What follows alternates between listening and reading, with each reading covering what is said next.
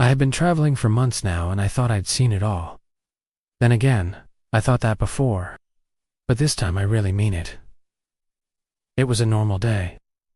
The type of day where you wake up early, drink some coffee, hop in your car, and hit the road with no real destination in mind. I had only one rule: stay away from cities and towns, because I didn't feel like dealing with people. And what better place to do that than a forest? But after about an hour of driving, the sky turned dark gray, and the wind picked up. Before I knew it, the trees were whipped by strong gusts, and the heavy fog made it hard to see more than 3 feet in front of me. I thought about turning around, but there was no way I could go back the way I came. So I pressed on deeper into the woods, hoping the weather would clear up. But it didn't. Just when I thought the rain couldn't come down any harder, it did. Then the windshield wipers stopped working.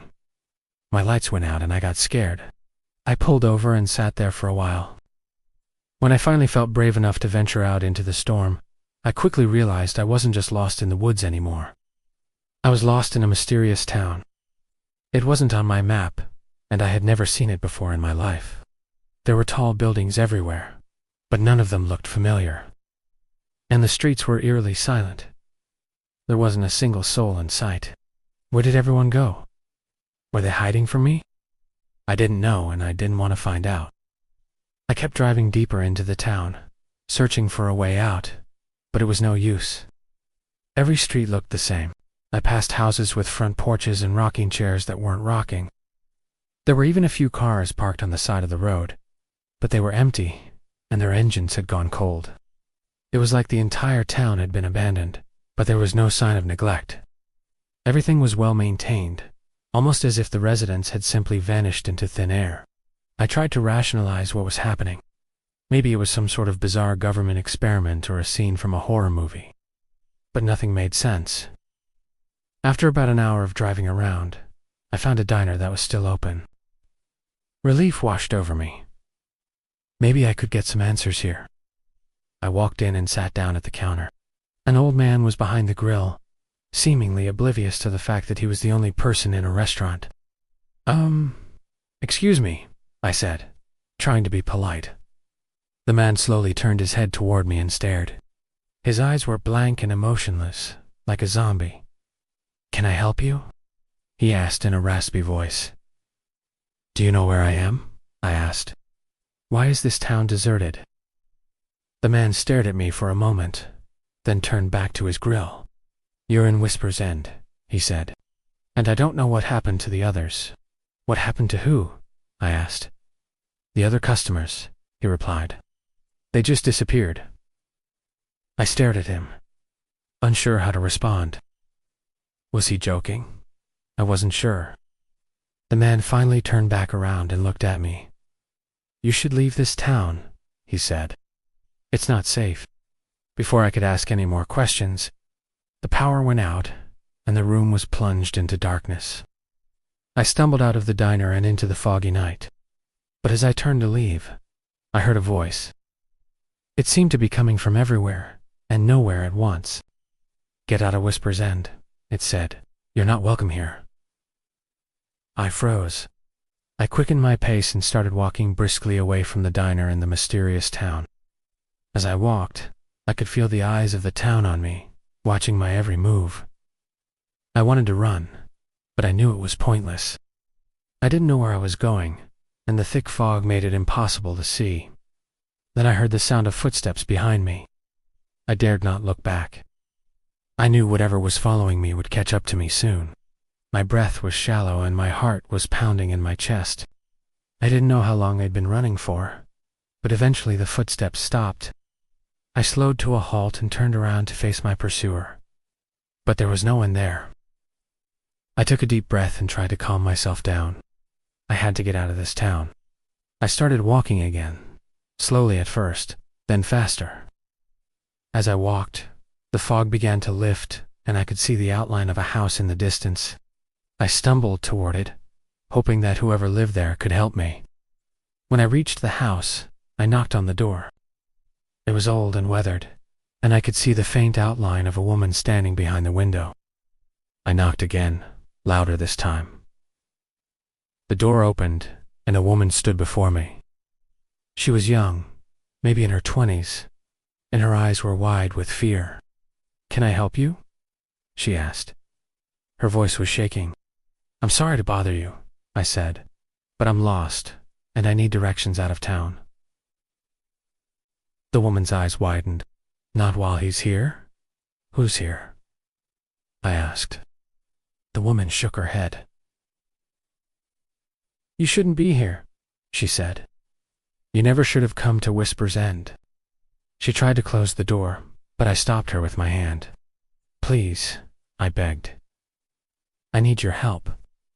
The woman hesitated, then slowly opened the door. "Come inside," she whispered. I stepped into the house and closed the door behind me. I could hear the woman's heart pounding in her chest. I asked, "Who are you?" The woman didn't answer. She just kept staring at me. Then suddenly she screamed. "He's here!" she cried. "He's here." The woman ran to the window and looked out. "He's coming for you," she said.